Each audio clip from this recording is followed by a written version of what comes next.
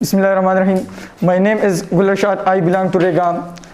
My school name is Buner Model School Rega. The topic on which I am going to present my views in front of you people is homologous series. पहले हम इसके cause of name को explain करेंगे कि इसे ये name क्यों दे गया। तो उसे अगर हम देखें होमोलोगस, तो होमो का मतलब है सेम और लोगस का मतलब है प्रॉपर्टीज हो। अब होमोलोगस सीरीज कहता क्या है, किसे कहते हैं? A group of organic compounds having the same functional group, similar chemical features but continuous members differ from each other by a methylene group is called functional group।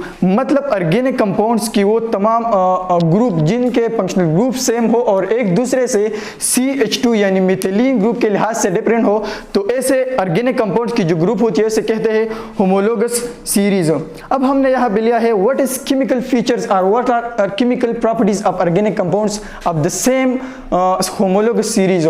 तो यहाँ पे है same functional group, same general formula, similar chemical properties and same methods for preparation. मतलब इसके जो functional group होगी ना, एक ही होमोलोगस सीरीज के तमाम ऑर्गेनिक कंपाउंड्स, तमाम होमोलोग की जो है ना वो इसकी फंक्शनल ग्रुप सेम होगी। इसकी जो होमोलोग के मतलब इसे जो प्रिपेयर किया जाता है उसकी मेथड्स ऑफ प्रिपरेशन वो भी एक तरीके से होगी, मतलब सेम होगी। इसके अलावा एक ही जनरल फार्मूला से एक होमोलोगस सीरीज के तमाम होमोलोग सेटिस्फाई होंगे, मतलब उसे इसकी जनरल फार्मूला सेम होगी। इसके अलावा यहाँ पे differ by A methylene group. अब इसका मतलब क्या है? तो एक होमोलोगस सीरीज मतलब होमोलोगस सीरीज के होमोलोग एडजेसेंट मेंबर से CH2 यानी मिथिलीन ग्रुप के लिहाज से डिफरेंट होगा। कैसे डिफरेंट होगा? तो यहाँ पे हमने एग्जांपल दिया है। लेट सपोज हम लेते हैं alkanes homologous series are hydrocarbons. तो इसके जो मेंबर्स है मीथेन है, ईथेन है, प्रोपेन है, ब्यूटेन है, एक्सेट्रा। लेकिन हमने यहाँ पे आपके समझ के लिए हम मीथेन और ईथेन लिए हैं। तो अगर हम मीथेन की स्ट्रक्चरल फार्मूला को देखें तो वो कुछ इस तरह है। यहाँ पे C है, H एंड H, CH4 हो।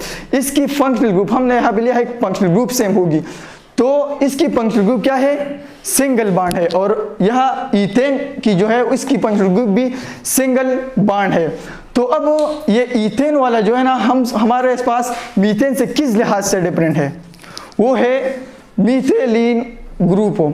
अगर हम ईथेन से CH2 यानी मिथिलीन को हटा दे तो बाकी रहता है हमारे पास सिर्फ मीथेन, मतलब CH4।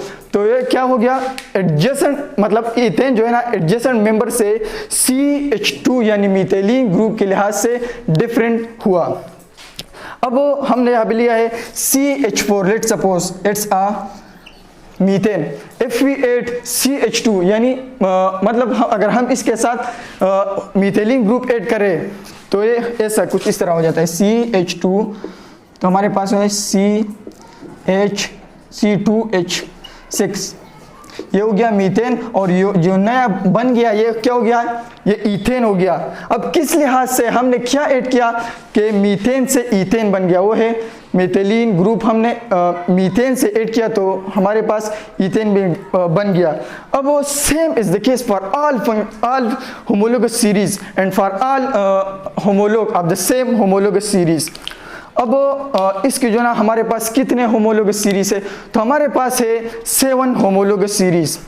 वो कौन कौन से है? एक है हमारे पास अल्कोहल होमोलोगस सीरीज है, एक है हाइड्रोकार्बन हो, एक है अमाइंस वाला, एक है अल्काइल हेलाइड्स हो, एक है हमारे पास कार्बोनाइल ग्रुप्स हो और कार्बोनाइल कंपाउंड्स, और अगला है ईस्टर हो। इस तरह हमारे पास कार्बोक्सिलिक होमोलोगस सीरीज है।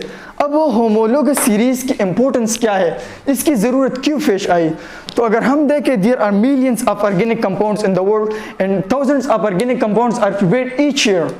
In order to study such a large number of organic compounds in a systematic way, these are classified into homologous series.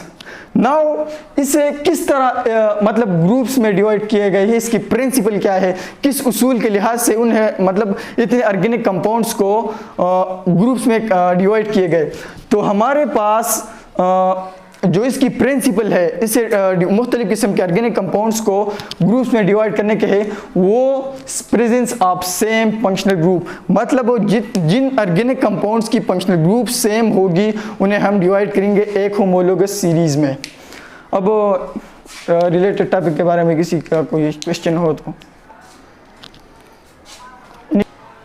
Any question?